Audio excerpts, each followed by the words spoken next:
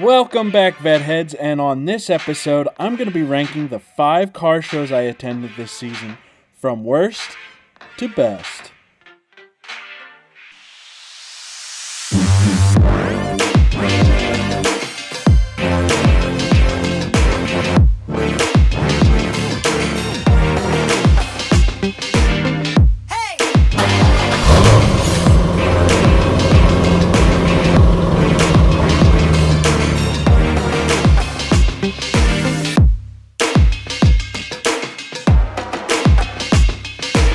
Hey Vedheads, so it's not very often I get to play video games anymore. With my busy schedule, I don't get the time to sit down and devote that I would like to or I used to. So I'm going to enjoy myself here, and I'm going to actually use this time to talk about the car shows I attended this year.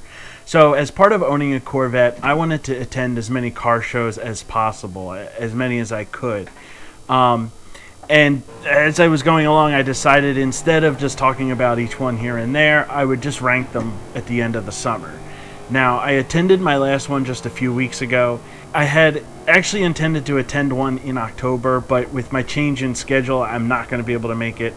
But nonetheless, I attended 5 car shows this summer that I'm going to talk about and rank them from worst to best.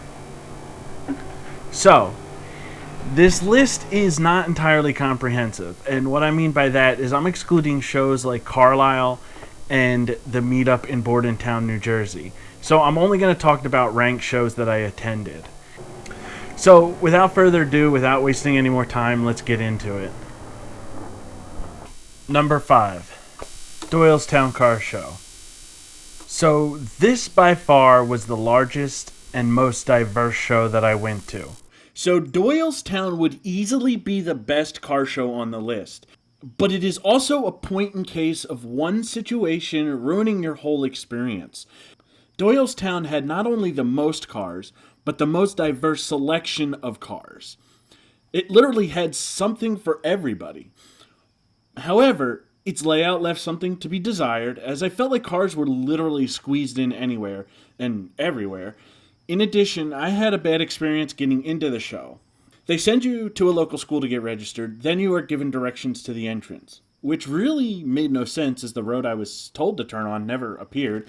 Then when I found another volunteer, they let me into the show, at which point I ended up driving the entire show, only to be then confronted by a third volunteer who gave me a kind of a hard time.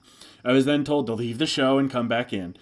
I was pretty frustrated, to say the least, and it put an entire damper on my evening. I don't want to seem like I am disparaging the volunteers, but I also don't think that giving me an attitude is appropriate when I'm supporting your event. Don't know that I'll be returning to this show next year. However, I may give it a second chance. Father's Day Eve Car Show. Number 4. This show was sponsored by the local car club, Northeast Muscle Car Club. The show, less than a mile away from my house, was one of the smallest I attended, if not the smallest.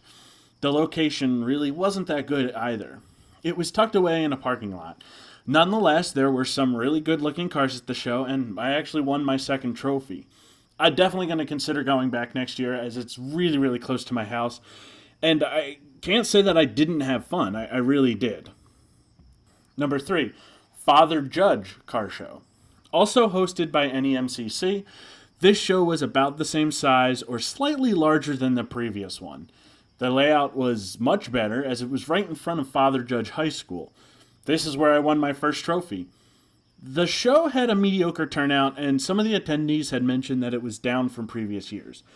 Truth be told, the weather for that day had been called as rain for most of the week leading up to the show, only changing to sunny the evening before. I just think people were worried to risk their cars getting wet. I'll be hoping to return next year and hopefully find much better attendance. Number 2, Faith Reformed Church. So picking between Faith Reformed and the number 1 spot was extremely difficult. There's something about Faith Reformed that I just like so much. The grounds are gorgeous. The attendance was relatively high for the size of the show. I received the best goodie bag of all the shows, including the one I received at Carlisle.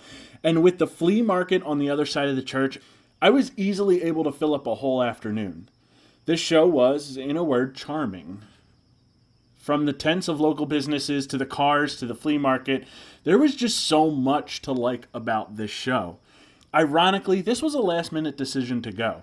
My Saturday freed up, and I knew the show that I was going to at the end of October was now in conflict with other things, so I did a quick clean of the vet and drove to the show. I will be putting this on the calendar for next year and plan on going again. Number 1, Hatboro. Moonlight Memories in Hatboro is just truly an incredible show. Not only is it large with nearly 600 cars and only second to Doyles Town in size, but it has one of the best layouts of all the shows and is probably the most well attended. All the cars line Main Street on each side and go for at least 7 blocks. I parked next to 3 blue Chevys in a row, a C3 Vet, and a 57 Bel Air, and people would walk by making comments all night long. I routinely heard, "Hey, I'm by the 3 blue Chevys," or "There's 3 blue Chevys in a row, how cool." My girlfriend and I stumbled upon the show by accident several years back, and getting a chance to go this year was definitely on my list, and it was a ton of fun. I am definitely returning next year, and I'm thinking it could be fun to get a lot of Corvettes to line up in a row. So that's my year in shows, vet heads. Did you all attend any that I should consider adding to my list for next year? Is there something in your neighborhood or something nearby that I missed that really is a good idea to add? Let me know in the comments, and of course, I'll catch you on the next episode, vet heads.